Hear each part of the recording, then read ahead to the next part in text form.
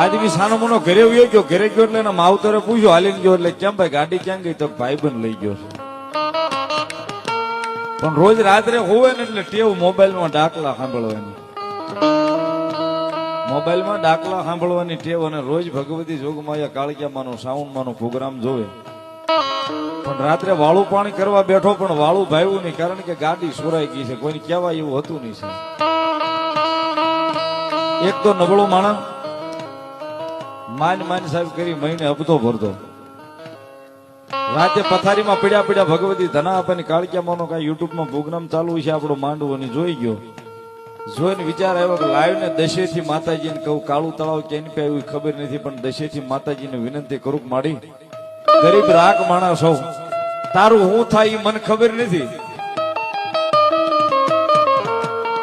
પણ જો મારા પરસેવાની કમાણી હોય અને કમાણી વાળી અને